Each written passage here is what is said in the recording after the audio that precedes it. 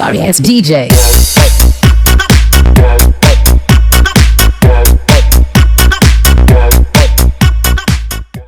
Assalamualaikum warahmatullahi wabarakatuh. Perkenalkan, nama saya Siti Mawadah. NIM saya 18720500011. Saya dari Fakultas Ilmu Pendidikan dengan program studi Pendidikan Ekonomi. Baik, di sini saya akan mempresentasikan mata kuliah dari Dasar-Dasar Pendidikan dengan dosen pengampu Bapak Dahlan Hasyim MPD.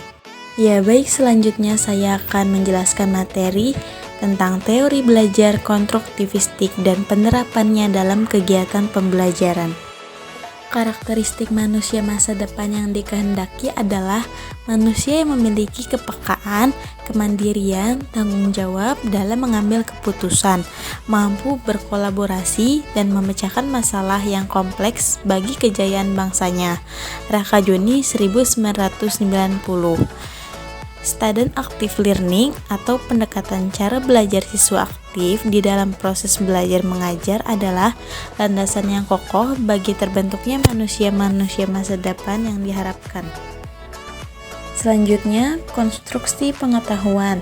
Dalam pendekatan konstruktivistik, pengetahuan bukanlah kumpulan fakta yang sedang dipelajari, melainkan sebagai konstruksi kognitif seseorang terhadap objek, pengalaman maupun lingkungannya.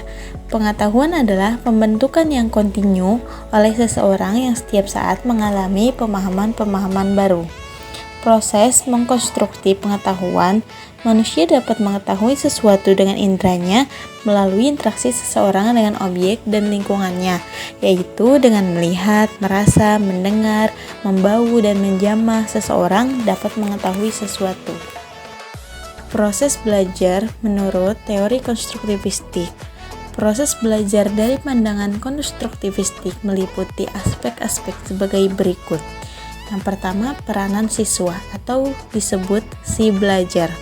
Belajar merupakan suatu proses pembentukan pengetahuan. Pembentukan ini harus dilakukan oleh si belajar. Ia harus aktif melakukan kegiatan, aktif berpikir, menyusun konsep, dan memberi makna tentang hal-hal yang sedang dipelajari. Yang kedua, peranan guru. Peranan kunci guru dalam interaksi pendidikan adalah pengendalian yang meliputi yang pertama, menumbuhkan kemandirian dengan menyediakan kesempatan untuk mengambil keputusan dan bertindak.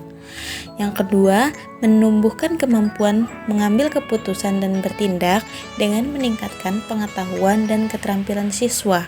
Yang ketiga, menyediakan sistem dukungan yang memberikan kemudahan belajar agar siswa mempunyai peluang optimal untuk berlatih. Teori belajar konstruktivistik meliputi 3 konsep utama, yaitu yang pertama, hukum genetik tentang perkembangan, yang kedua, zona perkembangan proksimal, yang ketiga, mediasi, dan yang terakhir, perbandingan pembelajaran tradisional dan pembelajaran konstruktivistik. Prinsip-prinsip utama teori belajar konstruktivistik yang banyak digunakan dalam pendidikan adalah yang pertama, pengetahuan dibangun oleh siswa secara aktif. Yang kedua, tekanan proses belajar mengajar terletak pada siswa. Yang ketiga, mengajar adalah membantu siswa belajar. Yang keempat, tekanan dalam proses belajar lebih pada proses dan bukan pada hasil belajar. Yang kelima, kurikulum menekankan pada partisipasi siswa. Dan yang keenam, guru adalah fasilitator.